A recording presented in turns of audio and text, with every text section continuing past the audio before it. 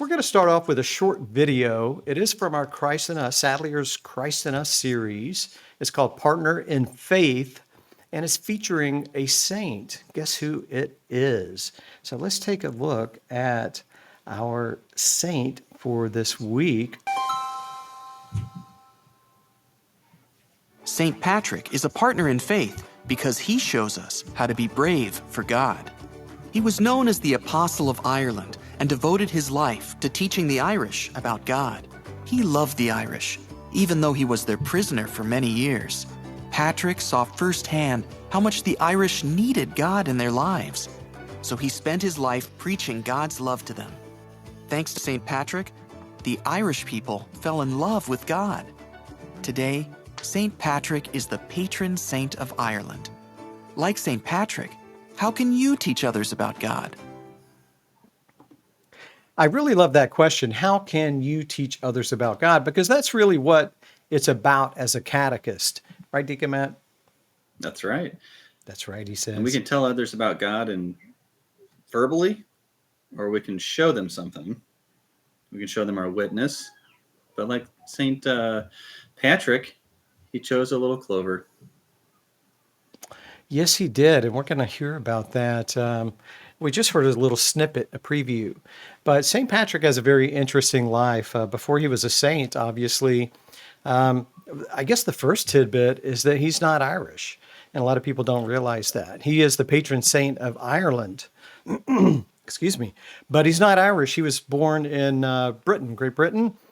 And at the age of 16, around the time when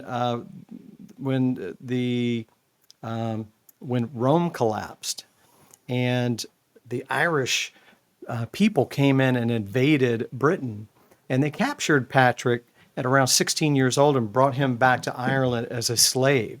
And he spent many years as a slave in Ireland. And he had a dream. And his dream was that one day he would evangelize in Ireland. After many years of slavery, he escaped and went back to Britain, where he responded to the call to get into religious studies. He eventually became a priest. He was named a bishop. So many years have gone by. At that point in time, he decided, it's time to answer that sort of premonition or call. And he went back to Ireland. And that's when really his legacy began in Ireland, when he started preaching Christianity to the pagans. And he's known for converting the pagan nation to Christianity. And he did that through, of course, his words and his preaching and his example. But he looked at the natural elements there. It was a very beautiful place, a lot of green, and he noticed the clovers. And the clovers, as he looked more closely, he noticed some of the clovers had 3 leaves where most had 4. And so the 3-leaf clover is known as a shamrock. So that's, if you were wondering, what's the difference between a clover and a shamrock? Ooh. That's the difference.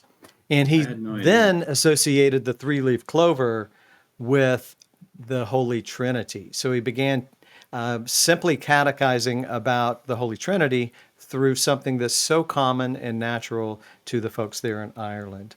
And that is pretty much the legacy or the story of St. Patrick in Ireland. Now, eventually he died, right? He died, and his death date is assumed to be March 17th. I'm not sure exactly if that's the day, but that's the day everyone latched onto. So the Irish folks began to celebrate his life every year, on the anniversary of his death. And then eventually the Catholic Church canonized him as a saint. And that's when he became more popular worldwide. And then, of course, we recognize him year after year on March 17th. So that's really the legacy and the legend of St. Patrick and the Shamrock. I think it's really a fascinating story. It is. And you said earlier, we can talk to people about God, and we can show people what we believe about God by how we act. And to go back to the place where you were enslaved and treat people with kindness, be a witness of charity, that's powerful. and that's as transformative as any teaching he did with the clover. I was about to say Shamrock. Yeah. Yeah, absolutely. And how brilliant, really, when you stop and think about it, um, to be able to discover something that's so common and then associate such a powerful teaching to that.